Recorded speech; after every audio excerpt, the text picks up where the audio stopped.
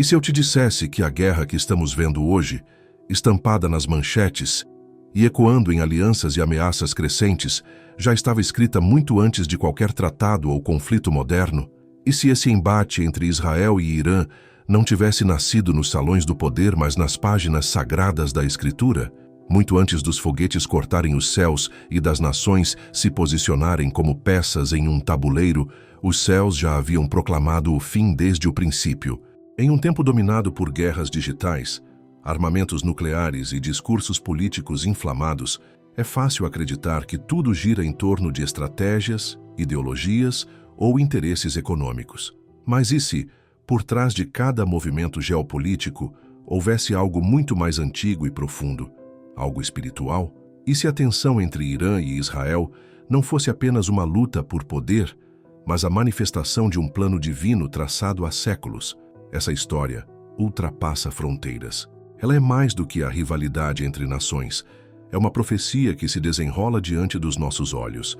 E a pergunta que ecoa no coração de quem observa com fé é: o que a Bíblia revela sobre o desfecho desse capítulo? Para compreender as raízes desse conflito eterno, não basta olhar para a história. É preciso voltar ao início, aos desertos sagrados onde tudo começou.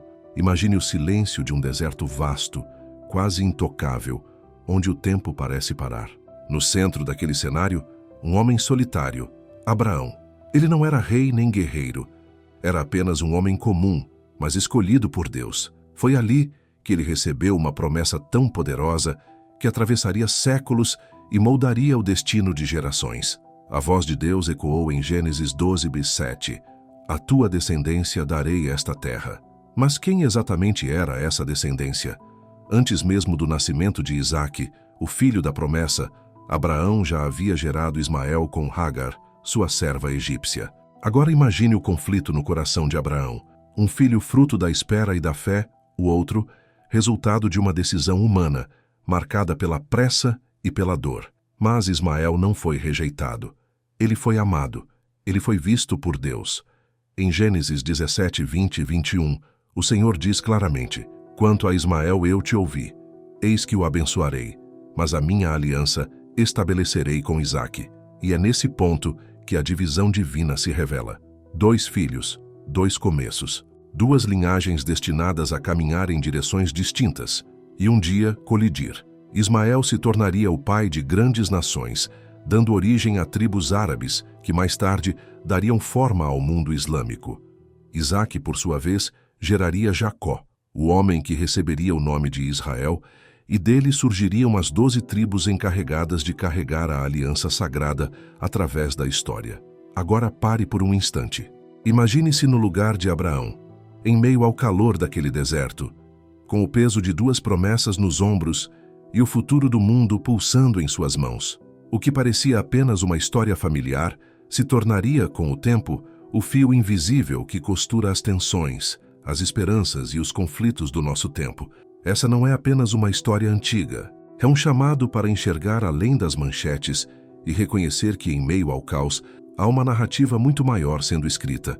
Uma que começa com fé, se desdobra em promessas e caminha inevitavelmente rumo a um propósito eterno. Agora imagine-se naquele mesmo deserto, observando seus 2 filhos crescerem, um sob a luz da aliança divina, o outro envolto pela sombra de uma bênção distinta. Que sentimento tomaria seu coração? Seria possível enxergar o que o futuro reservava? Essa não é apenas uma história de uma família dividida. É uma profecia viva que continua a se desenrolar diante dos nossos olhos. Talvez você já tenha se perguntado por que o conflito entre Israel e o mundo árabe parece tão profundo e interminável e, de certa forma, espiritual. É porque ele não nasceu da política. Ele nasceu de uma promessa que ainda pulsa no sangue de povos inteiros. E se fosse a sua família marcada por uma divisão sagrada assim, você conseguiria perceber as implicações espirituais ou veria apenas os conflitos aparentes? O que hoje vemos nos noticiários talvez seja apenas o eco de palavras antigas, ditas sob um céu silencioso de deserto, e o que muitos acreditam ser o fim pode, na verdade, ser só o começo. Você está pronto para descobrir o que veio depois? Porque por trás de séculos de tensão entre os descendentes de Isaque e Ismael, há um terceiro ramo que raramente é lembrado, mas que carrega um papel decisivo, enquanto os filhos de Abraão são os mais citados nas narrativas bíblicas e históricas. Talvez a chave para entender os conflitos globais de hoje esteja em voltar ainda mais no tempo, até os dias logo após o dilúvio, quando os filhos de Noé pisaram numa terra lavada e silenciosa. Entre os 3 filhos de Noé, foi Jafé quem deu origem a uma linhagem que se espalharia por diversos continentes. Em Gênesis 10:2, lemos os nomes de seus filhos, e entre eles estava Madai, um nome que passa despercebido por muitos, mas cujos descendentes se uniram a uma das forças mais impactantes da história antiga, os persas. Percebe o desenrolar silencioso do destino? Dos filhos de Jafé vieram os medos, que mais tarde se uniram aos persas para formar o Império Medo-Persa, uma potência de ferro e prata que derrotaria a Babilônia e se tornaria parte essencial das profecias bíblicas. E essa terra, que hoje conhecemos por outro nome, é o Irã. Já pensou que as raízes do Irã podem ser traçadas até os filhos de Noé? Que o que vemos hoje como ambições nucleares e disputas por influência regional pode, na verdade, ser o eco de linhagens ancestrais e planos divinos? Enquanto o mundo enxerga apenas um país com poder e ambição, a Bíblia revela algo mais antigo, um povo anunciado, previsto nas Escrituras. E se você estivesse ao lado de Noé, vendo seus filhos partirem em direções diferentes, imaginaria que seus descendentes moldariam os rumos da história mundial? E se o embate entre Israel e Irã for muito mais do que política e território? E se estivermos assistindo à execução de um roteiro profético escrito há milênios? 3 linhagens, 3 heranças, 3 forças que agora se cruzam no coração do Oriente Médio. E a história, ao invés de se encerrar, ganha força a cada dia. Consegue perceber que há um cenário maior se formando diante de nós? Ou será que algo ainda mais profundo está prestes a ser revelado? Assim, o palco antigo foi preparado, embora poucos percebessem que estavam assistindo a uma profecia sendo encenada diante de seus próprios olhos. De um lado, Israel, nascido de Isaque, o filho da promessa, carregando consigo a aliança sagrada que fora confiada a Abraão. Essa era a nação chamada a caminhar lado a lado com Deus, a guardar e transmitir algo eterno. E do outro lado, a continuação dessa história ainda está sendo escrita. Israel havia sido escolhido não apenas para guardar leis sagradas, mas para ser luz entre as nações. Ainda assim, essa missão não seria solitária. Em terras além do deserto e das montanhas, os filhos de Ismael se erguiam, fortes, numerosos e abençoados à sua maneira. Esses descendentes de Abraão, gerados por Agar, tornaram-se os ancestrais de diversas tribos árabes, povos marcados por coragem, resistência e uma espiritualidade profunda. Embora a aliança divina não tenha seguido por sua linhagem, a promessa de bênção feita por Deus permaneceu intacta. Talvez seja justamente por isso que esse conflito nunca se resumiu apenas a território. No fundo, trata-se de herança, de legado, algo muito mais profundo do que se vê. E de uma terceira direção, distante aos olhos humanos, mas cheia de significado profético, surgiu outro ramo, os descendentes de Jafé por meio de Madai, que mais tarde se uniriam à força emergente da Pérsia. Dessa fusão, nasceu um império tão vasto e poderoso que desafiaria o domínio babilônico. Esse colosso medo-persa, embora antigo, ainda projeta sua sombra longa sobre a terra que hoje chamamos de Irã. Já pensou que as raízes do Irã podem ser traçadas até o próprio sangue de Noé? 3 nomes, 3 origens antigas: Israel, Pérsia e os povos árabes, ligados não apenas por eventos históricos, mas por um propósito que ultrapassa os séculos. Cada um carrega consigo uma parte de um enigma divino, um quebra-cabeça que se estende por continentes e gerações. Consegue sentir a mão invisível conduzindo tudo isso?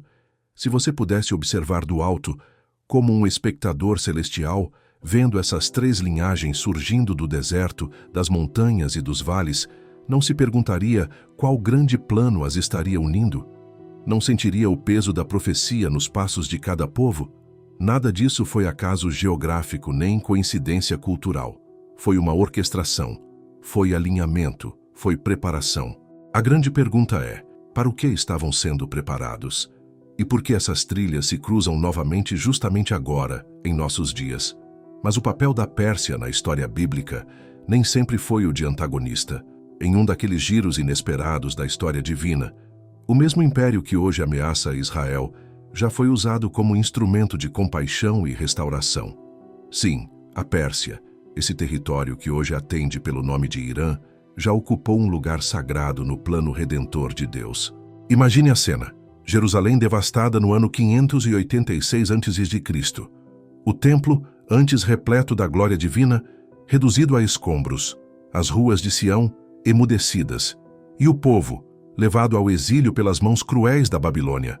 Para os judeus, aquilo deve ter parecido o fim de tudo o que conheciam e criam. Ser arrancado do lar, ver o lugar da presença de Deus arrasado, haveria como manter viva a esperança em meio a tamanha ruína, mas havia uma promessa, uma palavra proferida muito antes de a destruição chegar. O profeta Jeremias, com seu coração pesado por carregar avisos e consolo, havia dito: quando se completarem 70 anos da Babilônia, eu os visitarei e cumprirei a minha boa promessa, trazendo vocês de volta a este lugar. Jeremias 29:10. Uma promessa que parecia inalcançável, até que Deus, inesperadamente, moveu o coração de um homem improvável. Esse homem era Ciro, o Grande, um rei pagão sem aliança, sem lei sagrada, sem sacerdócio. E, no entanto, 150 anos antes mesmo de nascer, seu nome já havia sido escrito pelo profeta Isaías. Foi o próprio Senhor quem disse: assim diz o Senhor ao seu ungido, a Ciro, cuja mão direita eu seguro para subjugar nações diante dele. Agora pare e pense. Deus chamou um rei persa de seu ungido. Já imaginou o que significa alguém que nem fazia parte do povo de Israel ser reconhecido como ungido de Deus? Que tipo de autoridade repousa sobre uma pessoa quando é o próprio Deus quem a conduz? Ciro, o Grande, conquistou a Babilônia e, ao contrário do que todos esperavam, não escravizou o povo judeu. Fez o impensável, libertou-os. Ele assinou um decreto, registrado nos primeiros capítulos do livro de Esdras, permitindo que os judeus voltassem a Jerusalém e reconstruíssem o templo. Imagine o som das marteladas ecoando nas pedras sagradas, o riso de quem retornava à terra natal, o cumprimento de uma antiga profecia diante dos olhos de todos. A Pérsia, antes vista como estrangeira, tornou-se instrumento da restauração divina. Por meio de Ciro, Deus mostrou algo profundo. Ele não se limita por fronteiras ou linhagens. Ele pode usar quem quiser, até um rei pagão, para realizar seus planos sagrados. Se Deus usou a Pérsia para o bem uma vez, será que poderia fazer isso de novo? Ou será que algo mudou? Isso nos ensina muito sobre como Deus age. E se ele escolheu alguém como Ciro, será que hoje também não está levantando pessoas improváveis, figuras que ninguém esperaria, para mudar os rumos da história? A relação entre Israel e a Pérsia nunca foi apenas de conflito. É também sobre os caminhos misteriosos de um Deus soberano, que escreve nomes em profecias antes mesmo que essas pessoas nasçam. Você consegue perceber como tudo está entrelaçado de forma mais profunda do que imaginamos? E se esse ciclo antigo estiver se repetindo diante dos nossos próprios olhos? Mas o papel da Pérsia nessa história divina não terminou com a misericórdia de Ciro. Não. A narrativa tomou um rumo sombrio, daqueles que ainda hoje arrepiam quem conhece a história. Anos após a reconstrução do templo e o retorno dos exilados, o Império Persa novamente se tornou palco de uma batalha espiritual. Dessa vez, a ameaça não vinha de fora dos muros do palácio. Ela estava lá dentro. Durante o reinado do rei Xerxes, também chamado de Assuero na Bíblia, um homem de alta posição chamado Amã ascendeu ao poder. Sua aversão ao povo judeu era fria, calculada e absoluta. Por trás dos trajes reais e do prestígio da corte, escondia-se um plano terrível: exterminar todos os judeus do império. Já pensou em como o povo escolhido chegou tão perto de desaparecer por completo? E se o futuro inteiro de Israel estivesse nas mãos de uma única pessoa escondida? Mas Deus já estava muitos passos à frente. Sem que Amã soubesse, uma jovem judia chamada Ester havia sido colocada dentro do palácio, adotada e criada por seu primo Mardoqueu, e agora era rainha em uma terra estrangeira. Ester podia ter a aparência de realeza, mas dentro dela, pulsava o destino de sua gente. E quando chegou o momento da decisão, ela enfrentou a escolha mais difícil de sua vida: permanecer em silêncio e salvar a própria pele, ou levantar a voz e arriscar tudo por amor ao seu povo. As palavras de Mardoqueu em Ester 4,14 ecoam até hoje. Quem sabe se não foi justamente para um momento como este que você chegou à posição de rainha? E isso nos faz pensar: e se a posição que ocupamos, o trabalho que temos, a influência que carregamos, também tiverem um propósito divino maior do que conseguimos enxergar? Já parou para pensar que talvez a sua vida tenha sido posicionada para um propósito maior do que você mesmo? Ester entendeu isso. Ela escolheu agir. Expôs o plano de Amã diante do rei e com coragem mudou o rumo da história. Os judeus foram salvos. O inimigo foi derrotado. E mais uma vez, a Pérsia tornou-se um cenário improvável de livramento. Mas, por trás do milagre, uma verdade mais sombria permaneceu, como uma sombra que nunca desapareceu completamente. A mesma terra que, em tempos de Ciro, abrigou a esperança, agora abrigava a semente do ódio. E essa semente, ainda que em silêncio, nunca morreu. É curioso como a história pode mudar completamente com o coração de uma única pessoa, seja para o bem, seja para o mal. E se o espírito que um dia se moveu por meio de Ramã jamais tivesse realmente desaparecido? E se ele apenas estivesse à espreita, aguardando a hora certa para se manifestar de novo? Os séculos se passaram, mas a sombra continuou.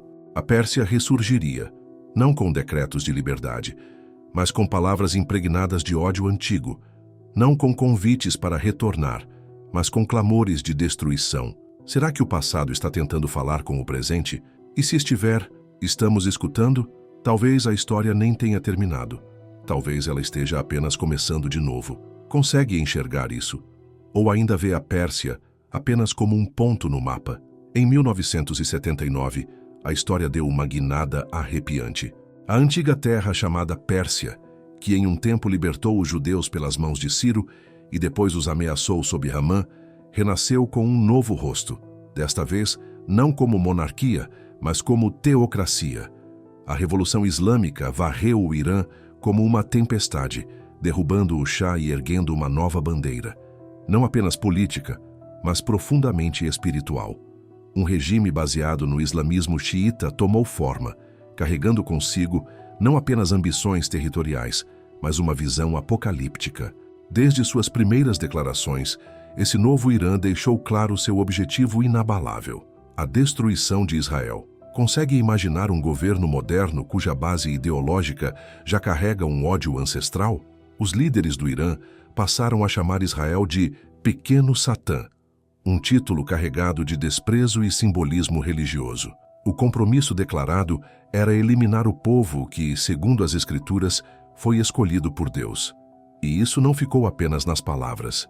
O apoio do Irã a grupos como Hezbollah e Hamas transformou discursos em armamentos. Financiando, treinando e armando, o Irã alimentou o terror em toda a região. Esses grupos não se limitam a se opor a Israel. Muitos deles existem com o propósito específico de atacar o povo da aliança. Não é apenas uma rejeição política, é a negação total do direito de Israel existir. Não se trata de negociação ou convivência, trata-se da extinção. Mas por trás das estratégias militares e dos discursos inflamados, você sente, há algo mais sombrio, mais antigo operando nisso tudo. Que tipo de força leva uma nação a moldar sua identidade em torno da destruição de outra? Isso é só política? Ou será que estamos diante de uma profecia que volta à tona? E se o mesmo espírito que um dia sussurrou no ouvido de Amã, agora ecoa pelos microfones modernos e pelos desenhos de mísseis? E se essa não for apenas uma disputa regional, mas uma guerra espiritual que se estende desde os clamores do deserto, desde as promessas feitas a Isaque e os ecos distantes dos filhos de Jafé? Se for isso, então estamos diante de algo muito maior do que conseguimos compreender à primeira vista. Já pensou como seria viver em Israel hoje, sabendo que os inimigos do seu povo não estão apenas nos portões, mas também registrados nas páginas de antigas profecias? Como você oraria? Como se prepararia? O que aconteceu no Irã em 1979 foi muito mais do que uma simples mudança de governo. foi uma transformação no clima espiritual de uma nação inteira. Enquanto o mundo enxerga apenas um conflito político, há quem consiga perceber algo mais profundo, quase invisível. O palco está sendo montado mais uma vez. A mesma terra que um dia foi cenário de livramento e destruição, agora vibra com uma tensão profética que se intensifica a cada dia. Consegue sentir isso? Os personagens antigos voltaram à cena, e talvez o ato final esteja mais próximo do que imaginamos. No meio das páginas do livro de Daniel, há uma revelação tão profunda que muitos sequer notam. No capítulo 10, vemos o profeta em um momento de angústia espiritual. Ele jejuou por 21 dias, sem pão, sem vinho, sem carne, buscando respostas do céu. Mas tudo parecia silencioso. Por que tanto atraso? Será que suas orações haviam sido ignoradas? Até que, de repente, um anjo apareceu, radiante, ofegante, com uma urgência que atravessava o invisível. E o que ele disse rompeu a barreira entre o mundo material e o espiritual. O príncipe do reino da Pérsia me resistiu por 21 dias. Daniel 10:13. Mas que príncipe era esse? Daniel vivia exilado sob o domínio do Império Persa, mas aquele ser não era um governante terreno. Era uma entidade espiritual, um poder das trevas designado para influenciar a Pérsia, forte o suficiente para atrasar um mensageiro do céu. Consegue imaginar o peso disso?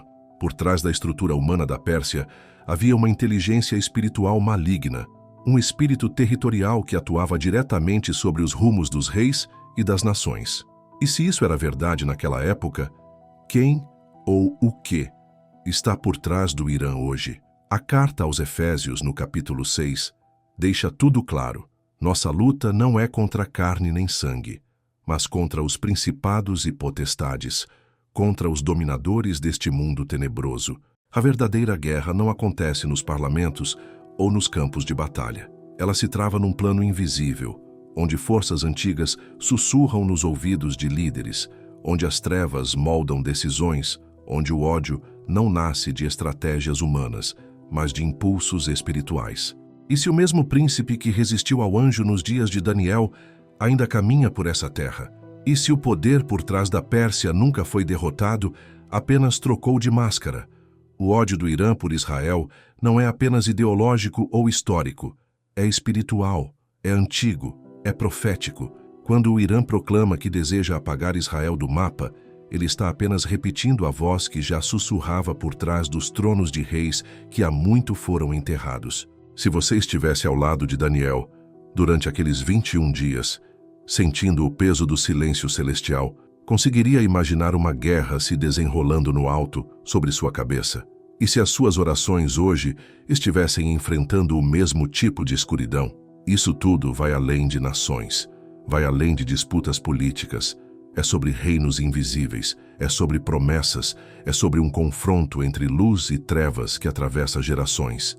E agora, essa batalha está chegando ao seu ápice. Mas será que estamos prestando atenção? Ou estamos distraídos com o que se vê, enquanto a verdadeira guerra acontece além do que nossos olhos podem enxergar? E então, como uma tempestade profética que se aproxima pelas bordas do horizonte, as palavras de Ezequiel 38 começam a tomar forma. O tempo parece escurecer, carregado de presságios, como se algo antigo e inevitável estivesse se aproximando. No coração de um capítulo escrito há milhares de anos, o profeta Ezequiel descreve uma visão que ainda hoje arrepia, uma vasta coalizão de nações se unindo com um único objetivo: atacar uma pequena e sagrada terra. E no centro dessa aliança, ocupando posição de destaque entre os inimigos, está a Pérsia, o nome antigo do que hoje chamamos de Irã. A Pérsia, Cuxi e Puti estarão com eles. Ezequiel 38:5. Os nomes podem soar distantes, mas seus ecos modernos são claros demais para serem ignorados. E a Pérsia não estará sozinha. Ao seu lado, marcharão nações do sul, regiões que hoje reconhecemos como parte do norte da África. E lá do extremo norte surge uma figura enigmática e poderosa: Gog, da terra de Magog. Quem é esse Gog? Ao longo das gerações, muitos estudiosos tentaram desvendar sua identidade. Alguns o ligam às regiões próximas à atual Rússia ou às estepes da Ásia Central. Outros enxergam nele uma representação simbólica, o líder de uma aliança global contra Israel. Agora imagine, por um instante, uma aliança assim se formando nos dias de hoje. Um bloco formado por Irã, potências africanas e forças do norte, unidos não por paz ou diplomacia, mas por um propósito sombrio: apagar Israel do mapa. O que levaria nações tão diferentes, com línguas, culturas e sistemas políticos distintos, a se unirem numa missão tão destrutiva? Talvez a resposta não esteja na política, mas no próprio destino. A visão de Ezequiel não é vaga nem poética. Ela é direta, assustadoramente clara. Um exército imenso, organizado, marchando contra Israel nos últimos dias. A intenção? Destruição total. O motivo? O ódio à aliança de Deus com seu povo. Se você vivesse em Israel hoje, vendo alianças se estreitando e hostilidades crescendo, não sentiria a sombra dessas palavras se aproximando? E se estivéssemos, de fato, à beira do cumprimento de uma profecia anunciada há mais de 2.500 anos? O mais inquietante é que isso tudo vai além da geopolítica. É uma convergência espiritual. A Pérsia, que um dia foi usada como instrumento da misericórdia divina, ressurge agora como protagonista de um conflito final. Gog, ainda envolto em mistério, se prepara para agir. O palco já não está apenas sendo montado. Os personagens estão entrando em cena. Você já teve a sensação de que a história está se repetindo, mas agora em uma escala tão gigantesca que só uma profecia poderia ter previsto? A mensagem de Ezequiel não é um enigma, é um alerta, uma revelação, um vislumbre do confronto final entre as forças das trevas e o povo da promessa. E à medida que essas alianças se fortalecem e os discursos se tornam mais intensos, uma pergunta inquietante ecoa no coração de quem observa com fé. Estamos testemunhando o início do capítulo 38 de Ezequiel. Mesmo assim, em meio à tempestade que se forma, Deus não permanece em silêncio. A profecia de Ezequiel 38 não termina com o avanço das trevas ou a ameaça de destruição. Ela alcança seu ápice na voz poderosa da justiça divina. O mesmo Deus que guarda Israel sem jamais dormir ou cochilar, se levanta quando as nações ousam marchar contra o seu povo. E sua resposta não vem em sussurros, mas em manifestações grandiosas. Executarei juízo com peste e derramamento de sangue. Farei chover torrentes, pedras de granizo e enxofre ardente. Ezequiel 38, 18, 23. É nesse clímax que percebemos que mesmo diante da maior escuridão, a última palavra ainda pertence a Deus. Consegue sentir o peso dessas palavras? Não se trata apenas de mais uma guerra. Não é um embate político ou um conflito entre civilizações. É algo muito além. É intervenção divina. É juízo vindo direto do trono do céu. Granizo, fogo, pragas. Uma tempestade tão violenta que o mundo inteiro vai parar e reconhecer que aquilo não foi obra humana. Foi Deus defendendo sua promessa. E diante disso, precisamos parar e perguntar: o que afinal estamos testemunhando hoje? O desafio do Irã se torna cada vez mais estridente. O que antes era um conflito regional, agora atravessa fronteiras. O país financia o terror, alimenta o ódio e persegue o poder nuclear com intenções que, por mais disfarçadas que sejam, gritam por entre as entrelinhas. As declarações de seus líderes carregam o mesmo veneno de antigos inimigos. Consegue ouvir isso?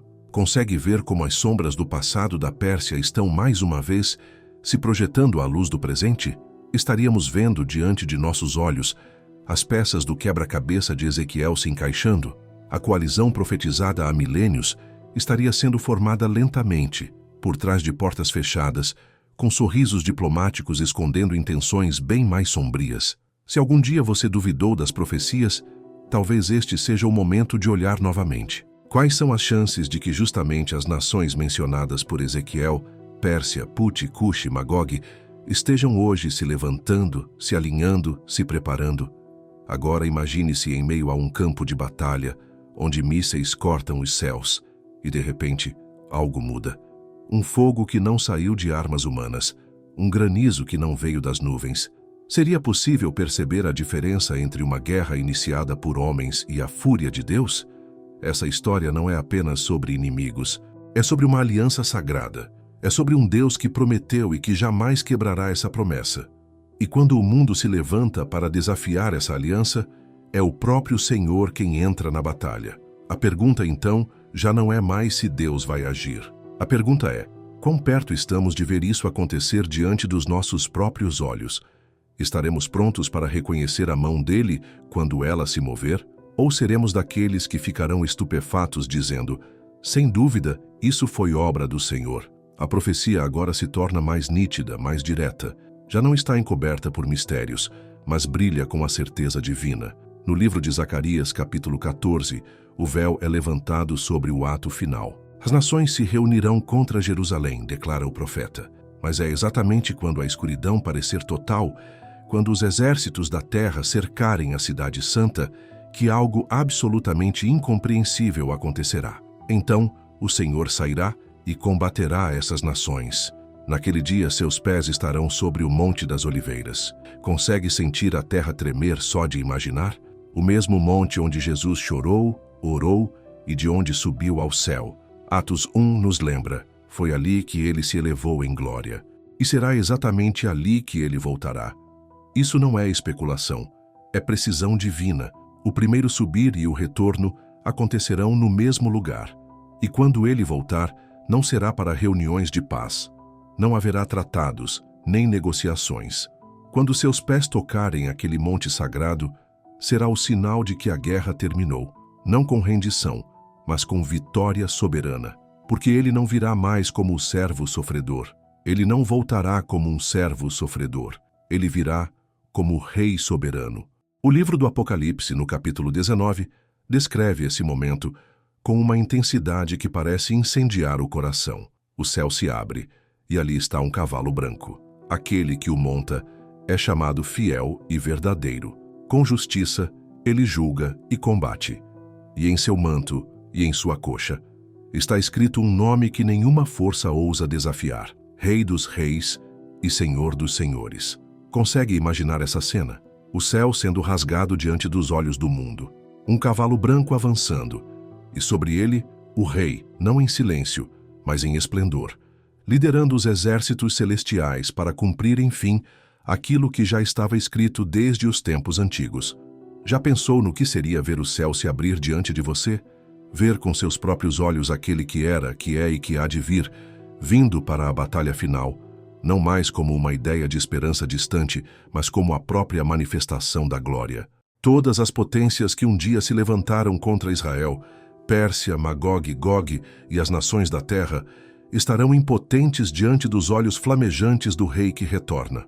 A guerra que começou nas areias do passado, entre Isaque e Ismael, que percorreu a história da Pérsia, que ecoou nas palavras de Ezequiel e ardeu no Apocalipse, terá seu fim ali, no Monte das Oliveiras. E esse fim não será marcado por destruição, mas por domínio, por glória, pela realeza absoluta daquele cujo nome ninguém ousa pronunciar em vão. Estaríamos testemunhando os sinais diante de nossos próprios olhos. Estaríamos nos aproximando do momento em que o céu se abre e a profecia deixa de ser promessa para se tornar realidade visível, porque quando ele vier, todo joelho se dobrará, todo olho o verá, e nenhuma força, nem na terra nem debaixo dela, poderá resistir àquele cujo manto está manchado de sangue e cujo nome é Vitória. Por que se enfurecem as nações e os povos tramam em vão? Pergunta o Salmo 2. Uma pergunta que corta o ruído dos noticiários, das ameaças nucleares e da confusão política. E a resposta de Deus, naquele mesmo salmo, não vem com desespero, mas com autoridade. Aquele que está entronizado nos céus ri, o Senhor zomba deles. Eu estabeleci o meu rei em Sião, no meu santo monte. Consegue enxergar isso? O mundo pode estremecer, mas o céu não se abala. As nações rugem. O Irã se exalta com ousadia. As alianças se tornam mais sombrias. As profecias se encontram diante dos nossos olhos. Mas em meio a tudo isso, o trono de Deus permanece inabalável. Nenhum plano humano ou infernal poderá derrubar o que já foi decretado. Por isso, aqui estamos, diante de uma encruzilhada. Não da profecia, pois ela já foi escrita, mas da resposta. O que você fará quando a hora chegar? Este não é o momento de silenciar. Este não é o tempo de ficar à margem. O Salmo 122:6 Não é um conselho. É um chamado vindo do coração do céu. Orai pela paz de Jerusalém. Essa oração não é apenas um desejo por ruas tranquilas. É um ato de alinhamento profético. Uma declaração de que escolhemos estar ao lado dos propósitos de Deus, do seu povo e do seu plano. Consegue sentir o peso desse momento? Não é sobre medo, é sobre preparo, é sobre vigiar os sinais e compreender o tempo. Não como espectadores assustados, mas como sentinelas fiéis. A guerra pode estar escrita, os reinos podem se chocar, mas a sua parte nessa história ainda está sendo escrita. E a pergunta que permanece é: você escolherá se alinhar com o rei? Você será daqueles que discernem o tempo e não se calam? Esse é o tempo de se levantar com coragem e interceder com ousadia, mantendo firme a fé, porque o rei não está atrasado, ele está preparando o caminho, e a última trombeta não soará para os apavorados, mas para os preparados. Enquanto as nações se agitam, enquanto o Irã exibe suas armas e antigos espíritos voltam a se mover, levante os olhos. O céu não está em pânico, o céu está em espera, e quando o rei retornar, que ele te encontre não dominado pelo medo, mas firmado na fé, vigiando, orando, discernindo e pronto. A guerra é real, mas também é real o reino que jamais será abalado. As páginas da Escritura sussurram essa história há milênios. Desde os desertos onde Abraão caminhou, passando pela ascensão da antiga Pérsia, até as visões proféticas de Ezequiel e os trovões do Apocalipse, cada detalhe, cada nome, cada nação, nos trouxe até este ponto decisivo entre o plano eterno dos céus e a rebelião persistente dos homens. E agora estamos assistindo isso acontecer diante de nossos olhos. O conflito entre Irã e Israel vai muito além da geopolítica. Ele é espiritual, ele é antigo, ele é profético. As ameaças do Irã não são apenas vozes isoladas ecoando no vazio. São ecos de uma guerra que começou há muito tempo, quando a aliança divina se chocou com a oposição. O que vemos hoje, as tensões crescentes, os ataques, as alianças silenciosas, não se trata apenas de territórios. É sobre o trono, é sobre o rei. Mas em meio a todo esse caos, uma verdade permanece inabalável. Deus reina. Aquele que colocou seu rei em Sião não está inquieto nem hesitante. Ele está entronizado com autoridade. E esse rei fiel e verdadeiro está voltando. Não para negociar, mas para governar. Então, o que levamos disso? O que guardamos no coração enquanto vemos as profecias ganharem vida bem diante de nós? Você não é impotente nessa batalha. Como parte do corpo de Cristo, suas orações têm poder. Sua voz tem valor. Seu discernimento importa. O Salmo 122:6 não foi dado para tempos tranquilos. Foi escrito para momentos como este. Orai pela paz de Jerusalém. Quando você ora, você se alinha ao decreto celestial. Você se posiciona na brecha. Você prepara o caminho para a volta do rei. Deixe este momento despertar algo dentro de você. Deixe seu espírito se levantar. Não seja apenas um espectador. Seja um vigia, um guerreiro em oração. Uma voz que clama por verdade, por justiça, por misericórdia. Alguém que, diante dos sinais, decide firmemente: eu vi, eu ouvi, e escolho permanecer de pé, porque mesmo que a guerra já esteja escrita, a sua resposta ainda está sendo construída, e o céu está observando. O rei está a caminho, e a vitória, essa já foi selada.